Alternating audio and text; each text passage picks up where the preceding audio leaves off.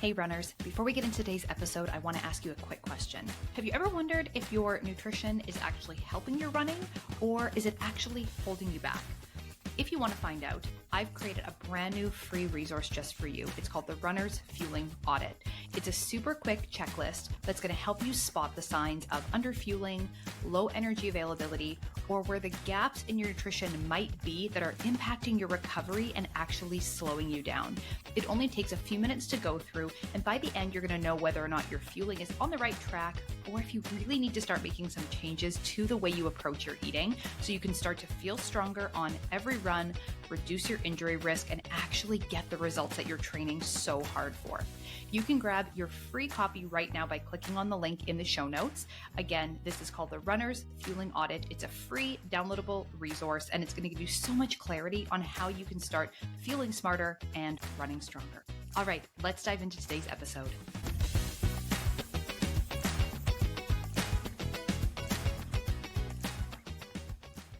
Hello. Welcome to this week's episode of the Fuel, Run, Recover podcast. Of course, I am your host, Stephanie Natchuk, and I'm really glad that you decided to spend a little bit of time with me today. Today, we are talking about something that I think is of course, very important topic. And it's a topic that keeps so many runners really confused, really stuck, and I think totally spinning their wheels with their nutrition and their body composition or weight goals. And that is the concept of using data, what data we use to assess and track our calorie burn. So the number of calories that we're burning through exercise on a day-by-day basis, on a workout-by-workout basis. How are we tracking that? How are we monitoring that? And how is that fitting into our nutrition strategy on a day-to-day basis and on a bigger picture scale? So this episode actually came up for me. The reason that I wanted to do this episode was because a couple of weeks ago, I decided that I was going to do my long run on the treadmill one day. And it was one of those days where it was like just absolutely pouring rain outside. Like it was just pouring rain. No sign of it stopping. It was like sun up to sundown, pouring rain. And I was like, just dreading this long run. Like I was just like, I don't want to get out and do this. Like, but I don't want to push it till Sunday. I got to get it done on Saturday. When should I go? And then I thought to myself, you know what, Steph?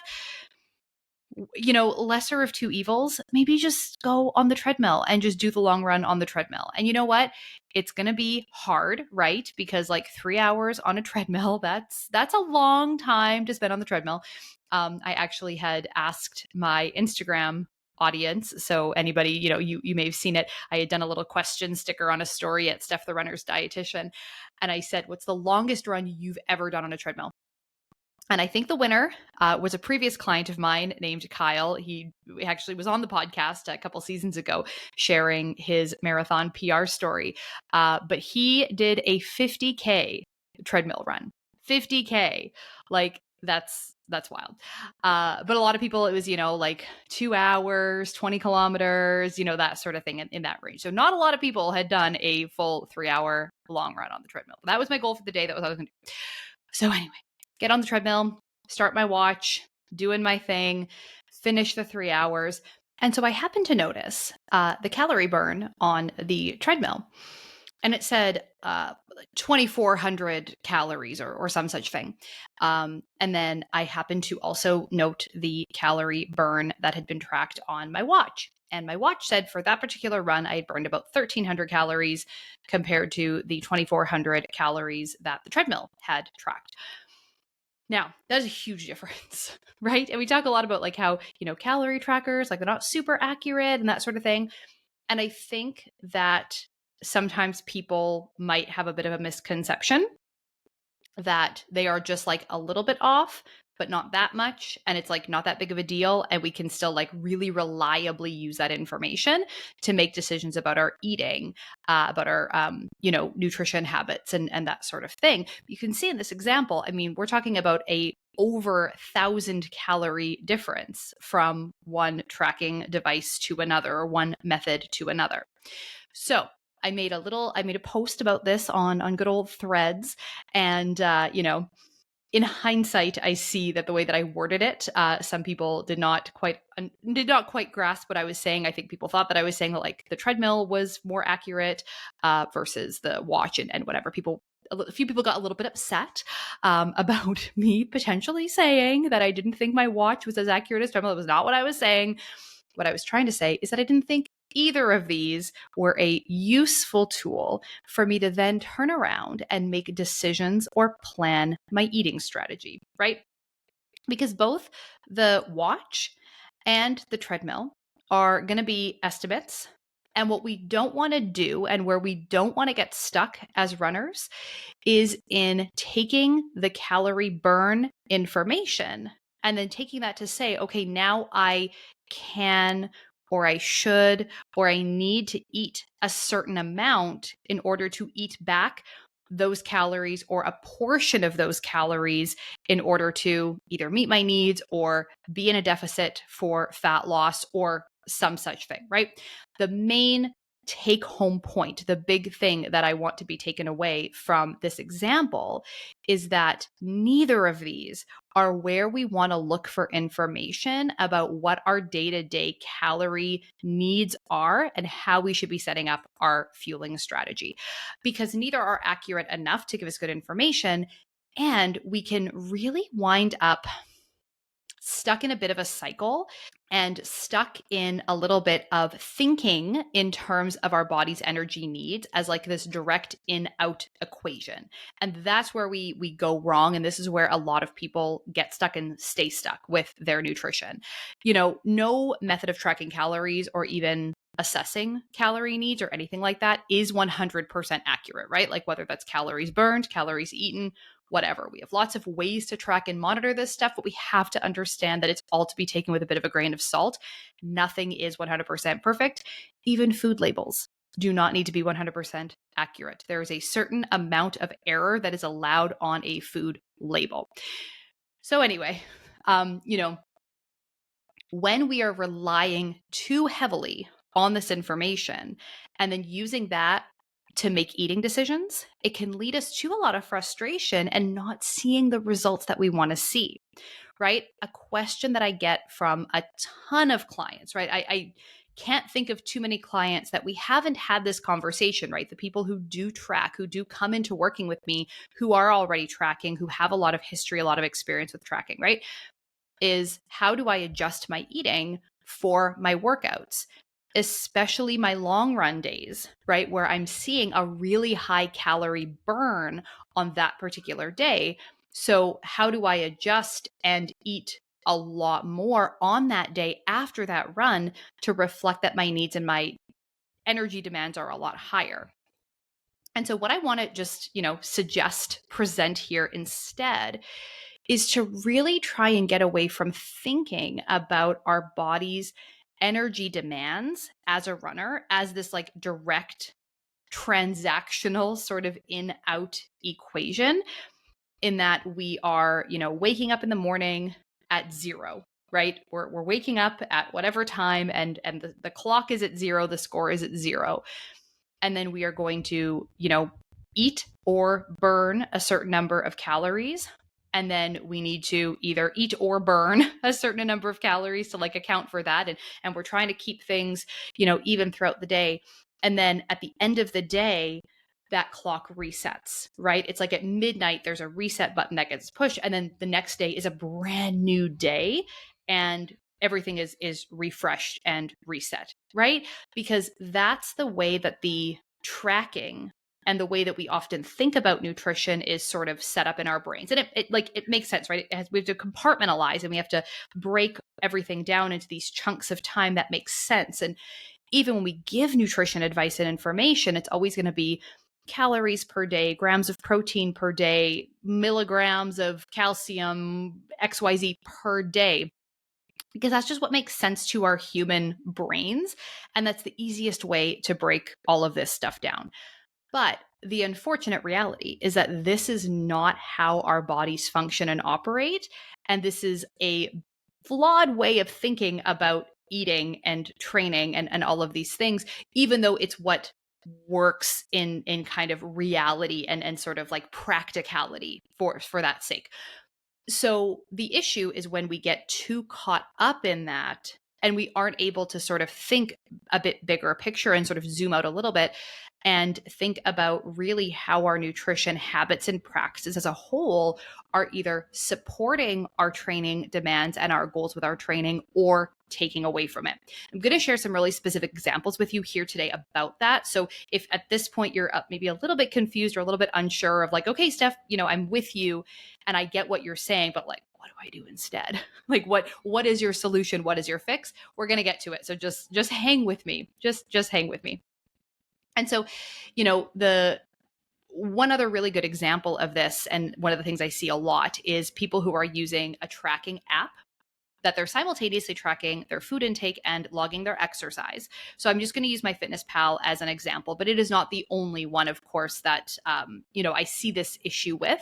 It's just the most prominent one that most people are familiar with. So MyFitnessPal, when you are setting up your account on MyFitnessPal, you are inputting your activity level into the settings, right? You're telling it how much exercise you do on a average weekly type of basis, right? Whether you're sedentary, lightly active, moderately active, active, very active.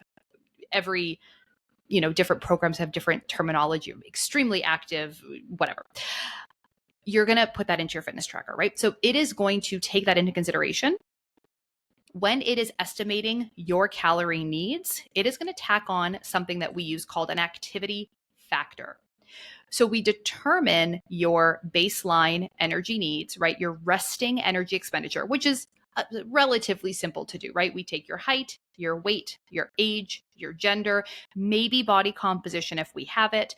And we have a number of different ways that we can estimate how many calories you're burning on a day-to-day basis. Like it's not too hard to do, right? With lots of different calculations, lots of tools that we can do to estimate your resting energy expenditure.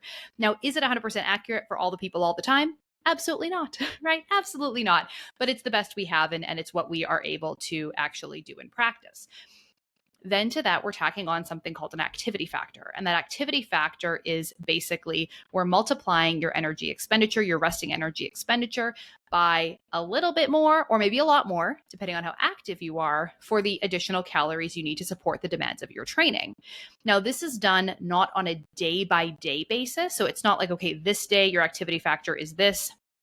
This day your activity factor is that. This day your activity factor is different, right? It's for the week. In a typical week, how much activity are you doing? And this is, in my opinion, a better way of thinking about things versus trying to micromanage your day-to-day calorie intake.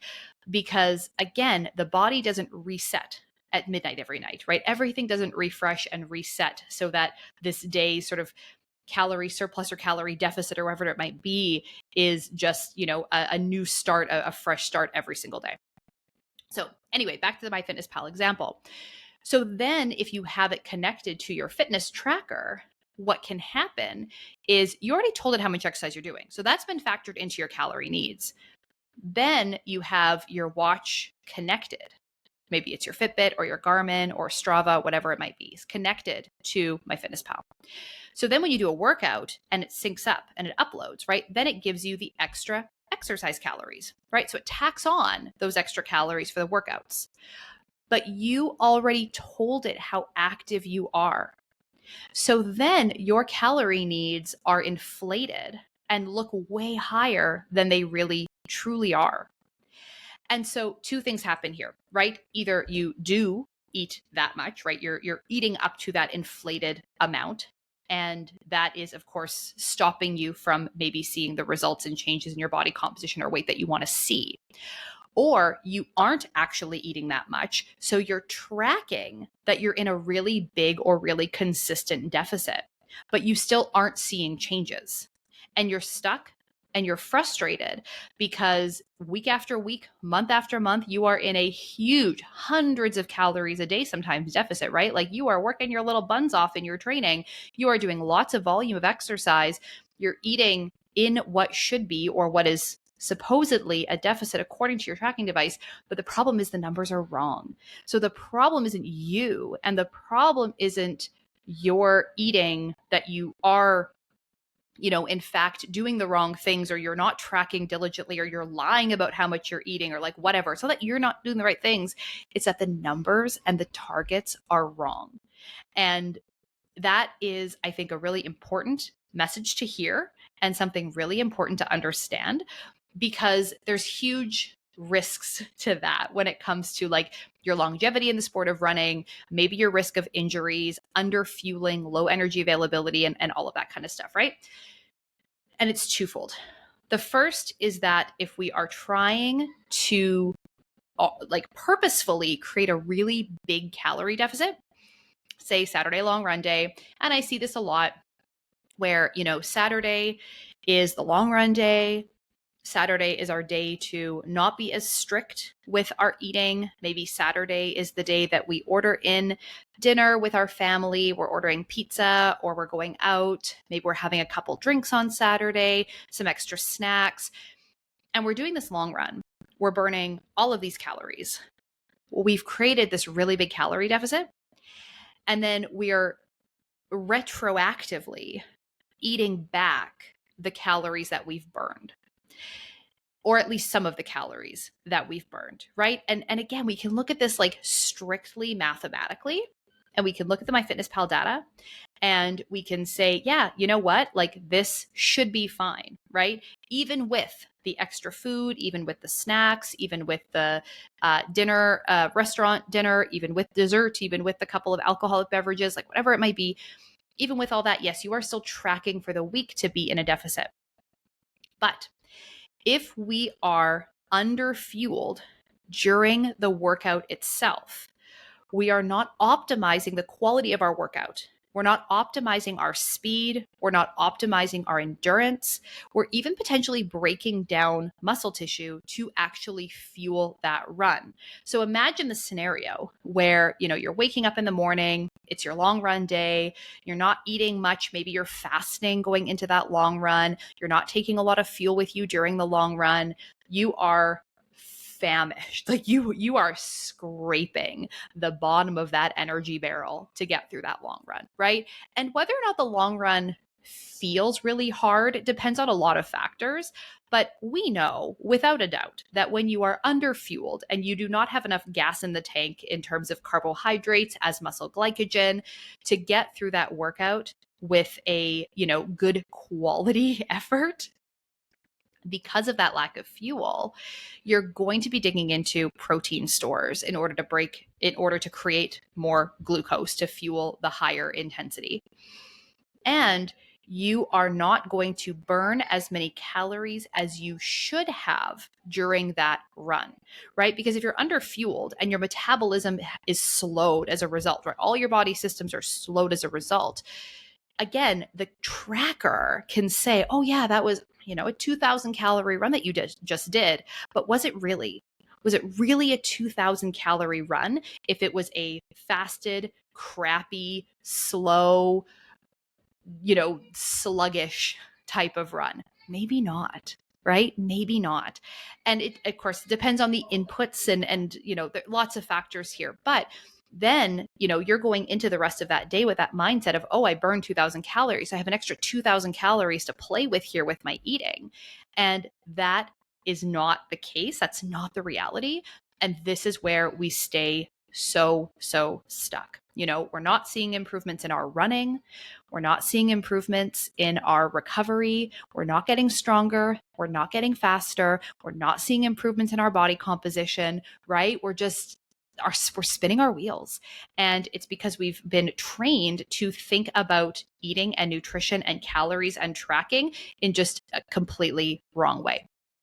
So if these are some of the things that you've personally have been struggling with, like if I am speaking directly to you with that list, right? Sluggish workouts, not seeing endurance improvements, maybe you're having digestive issues, poor recovery, injuries, there's a list.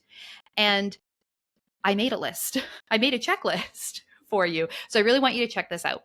If you think, if you have any kind of inkling, any kind of thought that maybe your fueling is a bit of a problem right now, if you think, hey, you know what, this is resonating with me. I'm not sure if I'm fueling well. I'm not sure if I'm fueling enough. I don't know if I'm doing all of the right things with my nutrition to support my running goals, then I've created actually a free tool for you. It's called my Fueling Audit for Runners. It's a fueling audit for runners. It is really, really simple. It's going to take you less than 5 minutes. It's just a 12-question quiz, yes or no. This is not like a quiz where you need to like know answers to questions. This is just, a reflection, self-assessment audit about what is happening with your nutrition habits. What are some of the things that you might be struggling with? Check yes or no. And that's going to give you some clarity and really help you understand for sure whether or not your nutrition is holding you back from reaching your performance potential.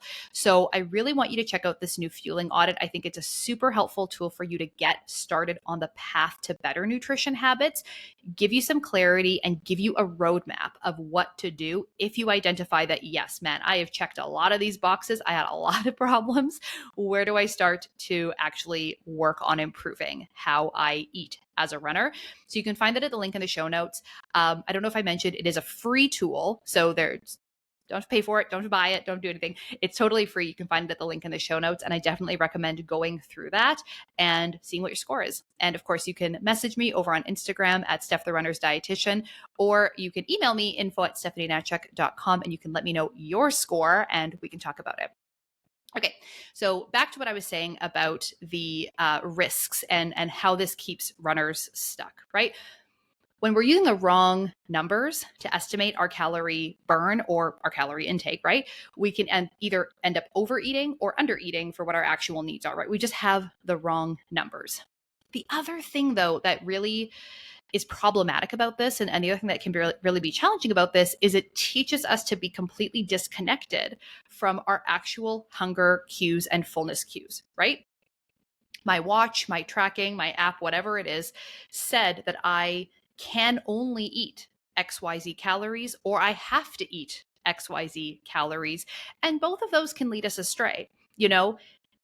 If we are someone who errs on the side of underfueling, errs on the side of not eating enough, whether that is physiological or psychological, there's lots of reasons why that might be the case. Sometimes we can find it helpful to say, hey, you know what? You need to eat a minimum of this after your run, because we know that you tend to have a lower appetite when you're doing a lot of training. When the intensity is high, you don't feel as hungry. So like we need to be a little bit more mechanical and a little bit more structured about getting the calories in.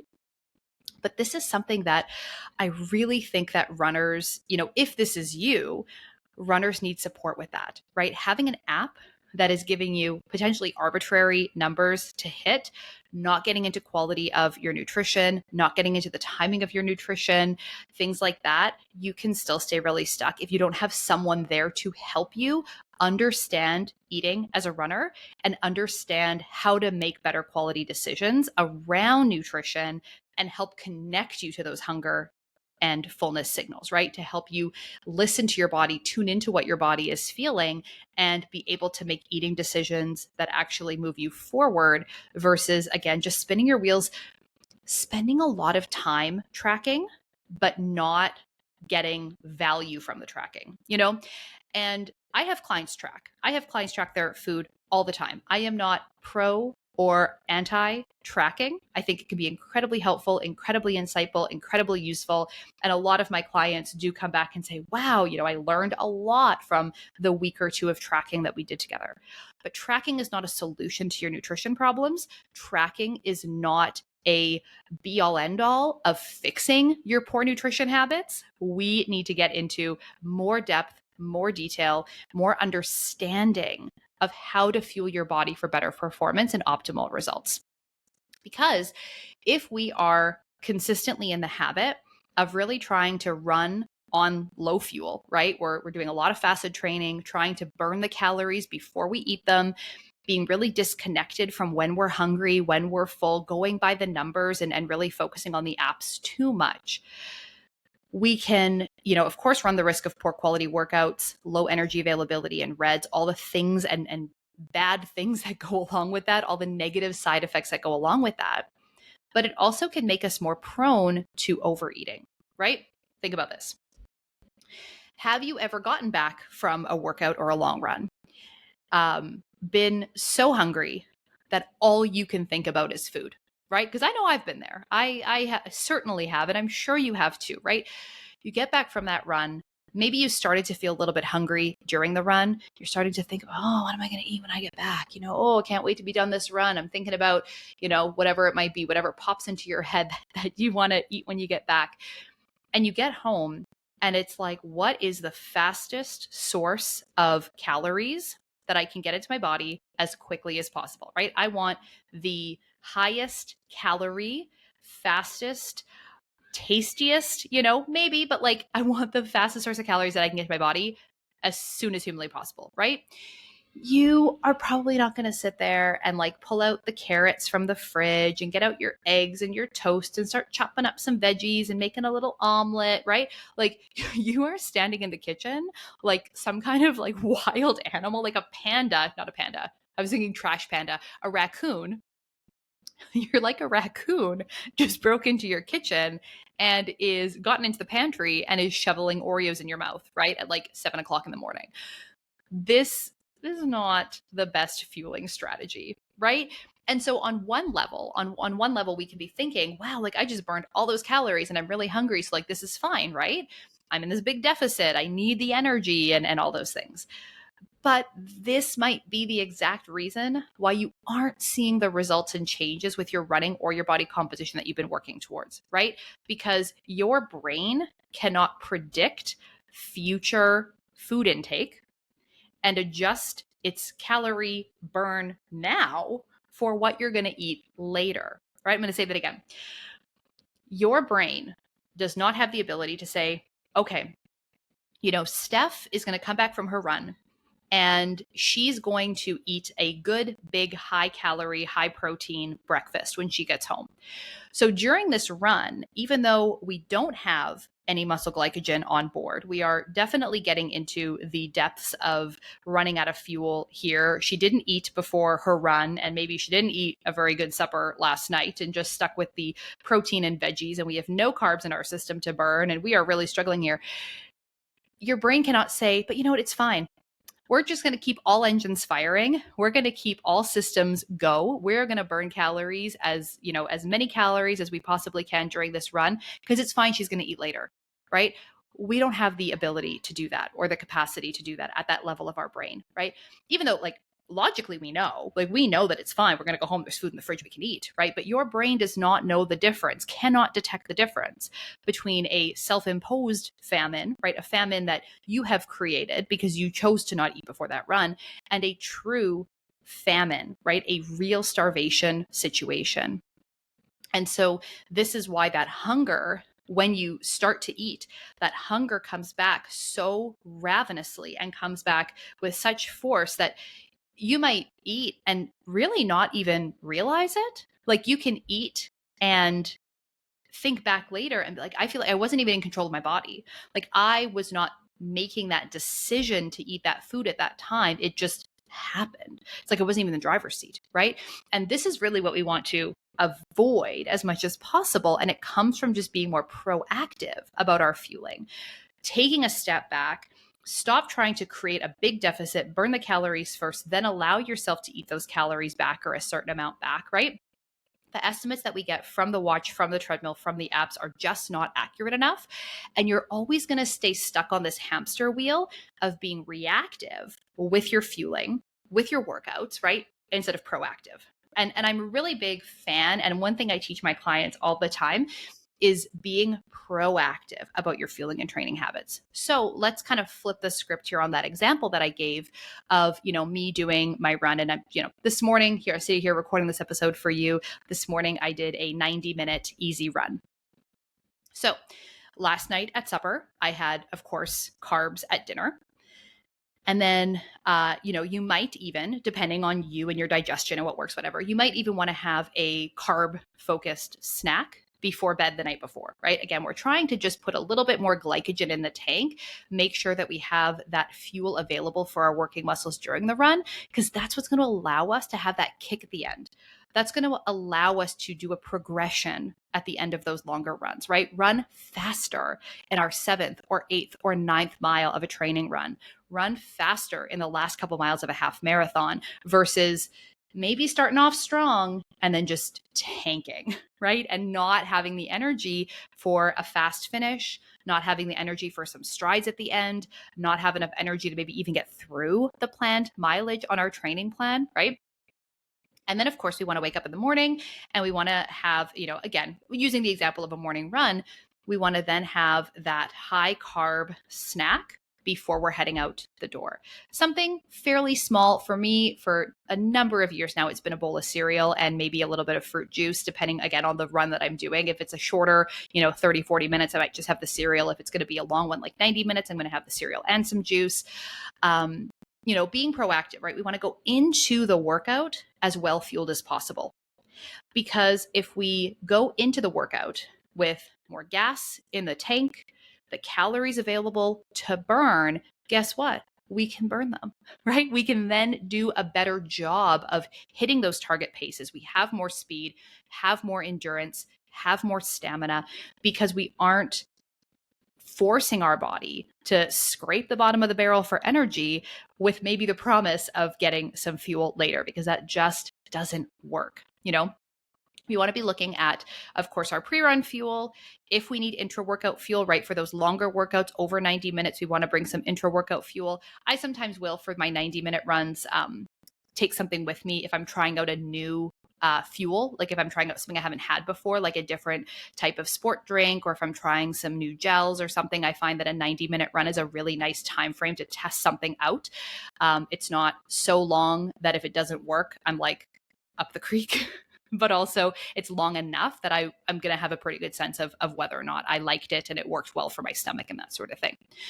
If we're doing long runs or double workout days, we absolutely should be looking at our nutrition the night before as well, maybe even the full day before, in some instances, as those long runs get longer and you're getting closer to race day, right? There's no benefit to starting out your workout at a performance disadvantage because you didn't fuel well heading into that workout, right? For your long runs, those long, easy, slow runs, you are going to teach your body to burn more fat as fuel just from doing the training. You do not have to be fasted. You do not have to be low carb. You do not have to skip your intra-run fuel in order to still get the training adaptations of improving your fat burning as a fuel source. This comes from just doing the miles, doing the training. And so if you can't do the training because you're hitting the wall, you're not finishing those long runs, you're not able to finish those long runs with any quality, right? You're walking at the end, that sort of thing. Like you're not getting in the training that you should be in order to actually get the adaptations. So the quality training is the absolute key here. And it's the thing that you should be focusing on the absolute most, because the benefits, of course, are going to be more energy, better endurance, better strength, better workout quality. Our runs get faster, our lifts get heavier. We can maintain a consistent pace from the beginning to the end of our long runs. Like all the beautiful things that we want from the work we're putting in as runners. But we can only get that if we're giving our body what it needs to perform its best, right? We might be working really, really hard right now, but if we're not fueling properly for the demands of our training, we are leaving a ton on the table, right? We're, triggering that excess of hunger that triggers overeating and, ultimately unhelpful food choices. We're barely getting through our workouts, and we're maybe not recovering that well in between. And this is what's really keeping so many runners stuck. And it's just that emphasis on you need to eat less and move more, and you need to, avoid carbs at all costs and just like minimize your intake and only take intra-run fuel or pre-run fuel if you absolutely need it. And if you take a gel and you weren't at the point of dying from not having that gel, you didn't need the gel, like you're doing it wrong. And just that mentality that we have to be always trying to get by with the minimum amount of nutrition. And I just think that is such a flawed way of thinking about fueling as a runner. And it's totally holding you back from reaching your full potential. Okay. So rather than thinking about our training volume into these chunks, right? I said before, and I'm going to get back to this point, right? Rather than thinking about that reset button, thinking about our training volume day by day and trying to like chase a specific calorie goal kind of day by day, Instead, we have to look at our training volume for the week and have a nutrition strategy that is built around all of it versus every day being a totally different calorie target. So what I do with my clients is we set a range of calorie goals. So we're going to have a minimum daily calorie target. And like, I would never say a maximum, like don't ever go over this amount, but there's going to be a minimum and there's going to be a range. And I usually want my clients to be like somewhere in that range day to day. And so, on your easier, shorter days or rest days, maybe you're going to be at the lower end of that, right? Taking into account hunger and fullness and like really trying to rely on our internal cues and connecting with our body's hunger and fullness signals as a main driver of our eating decisions. But then on the long run days or heading into the long run days, so like the day before the long run, maybe that's where we're getting to the upper end of that range and having a little bit more, especially more carbohydrate, so that we are putting in a little bit more muscle glycogen. We are going to have a little bit more muscle glycogen stored, so we're ready to perform our best at our next workout, right? And depending on the season of training we're in, whether it's a high volume season or a low volume season, like this is all going to look a little bit different in terms of what those targets are, how big the range is, and things like that. But I never think we do well with a hard and fast number. I think there always needs to be a range of targets that we're aiming for.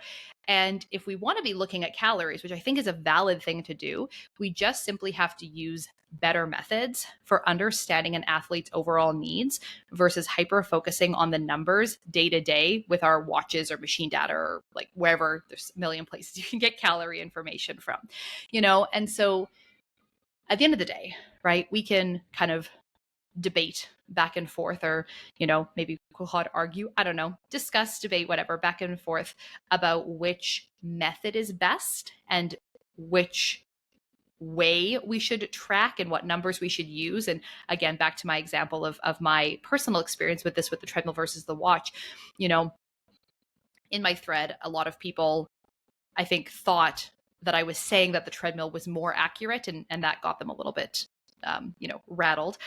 And yes, the watch has more data about me, about my heart rate, about, lots of things compared to the treadmill. But also the watch data in terms of my pace is totally wrong on the treadmill. So, nothing is perfect. No method is perfect. We can argue about it all day long. But the reality is we don't know, right? We have no idea without a doubt exactly how many calories you eat or you burn on any given day. And I think the sooner we can make peace with that and the sooner we can accept that information, the easier time we're going to have with maybe letting go of some of the very detail-oriented specifics that kind of keep us trapped with calorie tracking and kind of keep us trapped with this stuff and be able to zoom out a little bit more and use some other methods of not tracking, but like looking at our dietary patterns and feel comfortable giving up those reins a little bit. It's not a requirement for success to track or to not track. I do think there's value to looking at calorie burn information. I think it's helpful for people to understand even an estimate of their calorie needs, like in the context of their daily training, because as humans, we tend to overinflate the number of calories we burn from a workout. We tend to overestimate the calories we burn from a workout, and it's easy to overeat because we have access to so many really high calorie foods out there. So I think it can be helpful to like understand and make eating decisions, but we also have to understand that like overall diet quality, macronutrient distribution, timing of nutrition. Like I cannot stress this enough.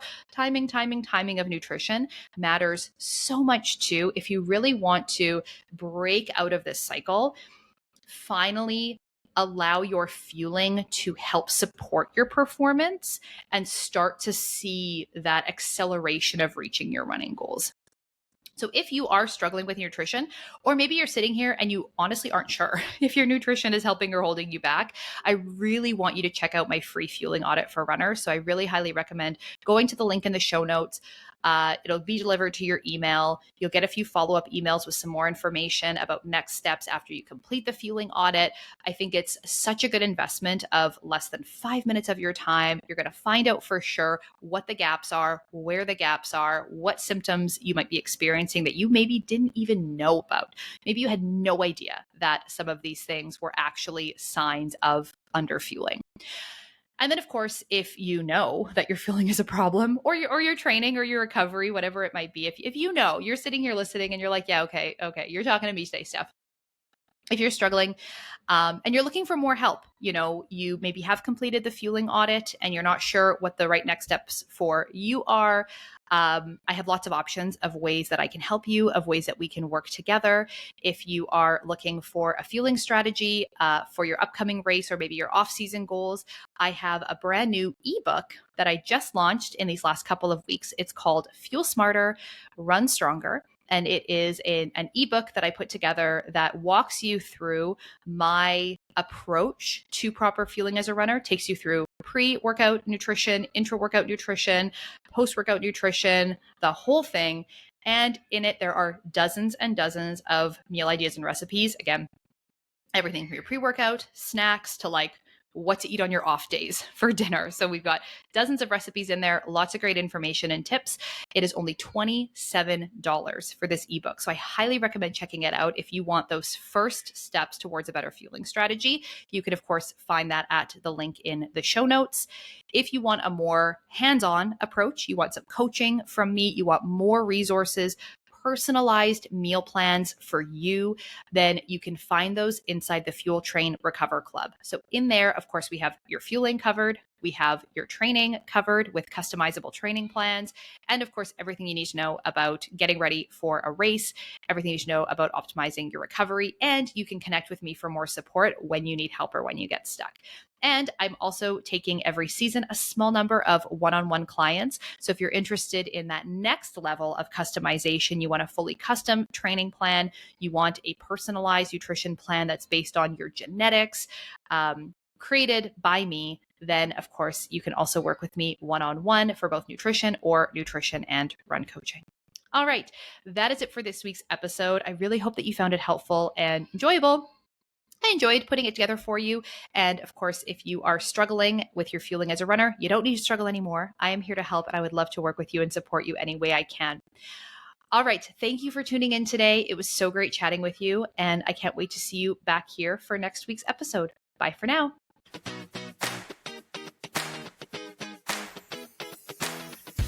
The information on this podcast is for educational purposes only and is not to be used or relied upon for diagnosis or treatment of any health condition. This information does not create a client-practitioner relationship and should not be used as a substitute for professional medical advice.